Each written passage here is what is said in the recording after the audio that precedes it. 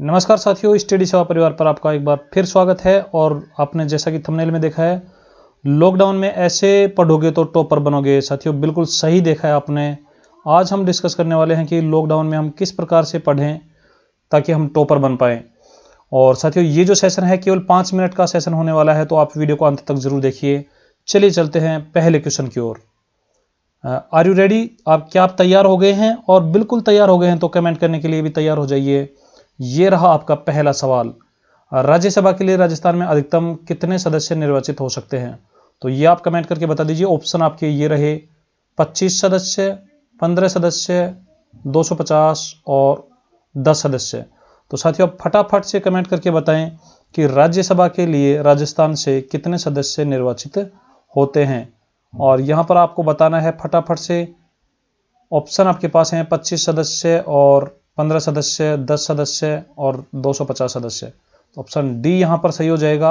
10 सदस्य जो होते हैं साथियों, ये होते हैं राज्यसभा के लिए, और 25 सदस्य जो होते हैं लोकसभा के लिए होते हैं। तो चलते हैं अगले सवाल की ओर। अगला सवाल ये रहा आपकी स्क्रीन पर। क्या आप तैयार हो गए हैं? और तैयार हो गए हैं तो बिल्कुल एक बार थम्स अप कर दीजिए। देखते हैं क्वेश्चन ये रहा आपकी स्क्रीन पर। संसद के 2 सदन कौन से हैं? ऑप्शन आपके पास ये रहे राज्यसभा व लोकसभा, लोकसभा व विधानसभा, राष्ट्रपति और विधानसभा, महाधिवक्ता और राष्ट्रपति। तो यहां पर आप कमेंट करके बता दीजिए संसद के 2 सदन जो हैं साथियों वो कौन कौन से हैं। फटाफट कमेंट कर दीजिए। और आपकी जो एग्जाम है साथियों उसमें इसी प्रकार के सवाल आने वाले हैं। तो यहां पर थोड़ा प्रिंटिंग में ये मिस्टेक हुआ था, यहां पर लिख लीजिए राज्यसभा व लोकसभा। तो संसद के जो 2 सदन हैं वो हैं राज्यसभा और लोकसभा। राज्यसभा जो है उच्च सदन है और लोकसभा जो है निम्न सदन है, लोकप्रिय सदन है। इसकी सदस्य संख्या साथियों 545 है। इसकी सदस्य संख्या जो है ये 245 है। तो फटाफट कमेंट करके बता दीजिए कि आपको ये सेशन कैसा लग रहा है। और चलते हैं क्वेश्चन नंबर 3 की ओर। Are you ready? क्या आप तैयार हैं? तो ये रहा फिर क्वेश्चन आपकी स्क्रीन पर। हमारी संसद मुख्य रूप से कौन से कार्य करती है? ऑप्शन आपके पास ये रहे कानून लागू करना, कानून बनाना, कानून तोड़ने वालों को दंडित करना और पंचायतों का चुनाव कराना। फटाफट कमेंट करके बता दीजिए कि हमारी जो संसद है वो किस प्रकार का यानी उसका जो मुख्य कार्य है वो कौन सा है। ऑप्शन है कानून लागू करना, कानून बनाना, कानून तोड़ने वाले को दंडित करना और पंचायतों के चुनाव कराना।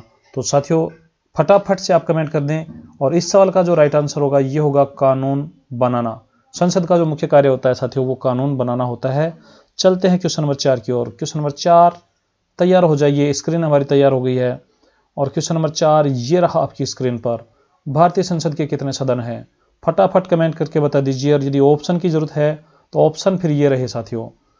ऑप्शन फर्स्ट में 2, 3, 1 और 4। भारतीय जो संसद है साथियों इसके कितने सदन हैं? फटाफट कमेंट करके बताएं। और यहां पर हमारे कुछ साथी जो हैं लगातार कमेंट कर रहे हैं। भारतीय संसद के साथियों जो सदन है वो 2 सदन है।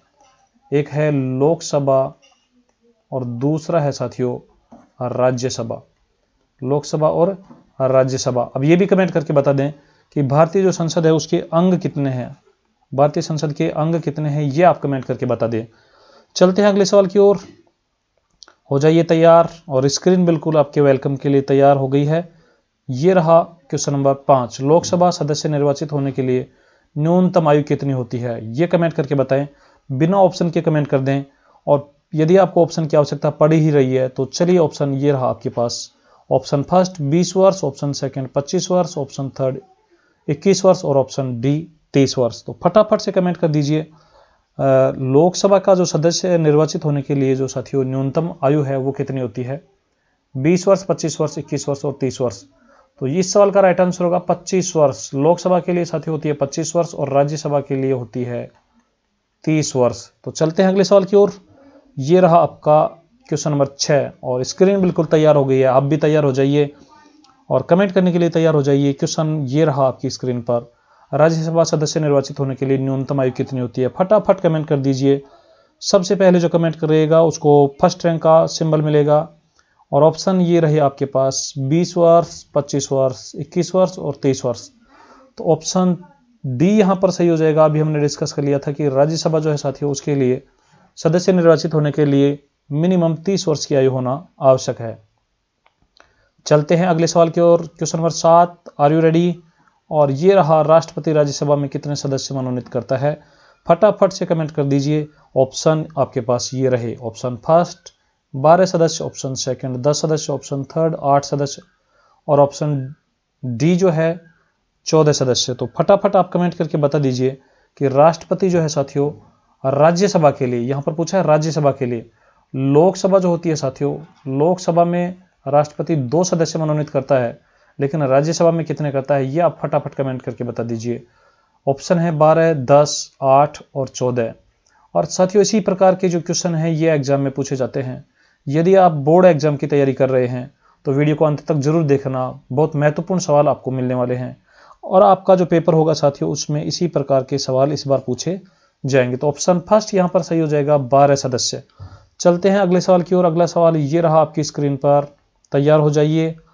संसद का सत्र आहूत करना आवश्यक है। ऑप्शन फर्स्ट 6 माह में, ऑप्शन सेकंड 3 माह में, ऑप्शन थर्ड 4 माह में और ऑप्शन फोर्थ 1 वर्ष में। तो साथियों संसद का जो सत्र बुलाया जाता है वो मिनिमम कितने समय में बुलाया जाना आवश्यक होता है? ये होता है 6 माह में। तो ऑप्शन फर्स्ट यहां पर सही होगा। चलते हैं अगले सवाल की ओर। अगला सवाल ये रहा आपकी स्क्रीन पर। लोकसभा का कार्यकाल होता है, फटाफट कमेंट करके बता दीजिए, 5 वर्ष, 6 वर्ष, 4 वर्ष और 3 वर्ष। लोकसभा का जो कार्यकाल है साथियों वो कितना होता है, कमेंट करके बता दीजिए। और ये होता है साथियों 5 वर्ष। और राज्यसभा जो होती है साथियों, राज्यसभा एक स्थायी सदन है जो कभी विघटित नहीं होता है, लेकिन लोकसभा जो है इसका कार्यकाल 5 वर्ष होता है।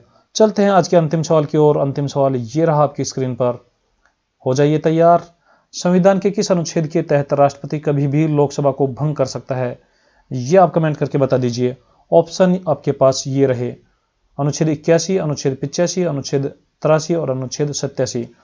फटाफट से कमेंट कर दीजिए कि राष्ट्रपति जो है संविधान के किस अनुच्छेद के तहत लोकसभा को भंग करने का अधिकार रखता है। ऑप्शन यहां पर साथियों बी सही हो जाएगा। अनुच्छेद 85 के तहत राष्ट्रपति जो है लोकसभा को भंग कर सकता है। तो ये थे साथियों हमारे आज के सवाल। आपको ये सेशन कैसा लगा? और इसी प्रकार के सेशन और प्राप्त करने के लिए, नोटिफिकेशन प्राप्त करने के लिए आप हमारे YouTube चैनल को सब्सक्राइब कर लीजिए और बेल आइकन को प्रेस भी कर लीजिए। चलिए मिलते हैं एक नए सेशन के साथ, तब तक के लिए पढ़ लीजिए।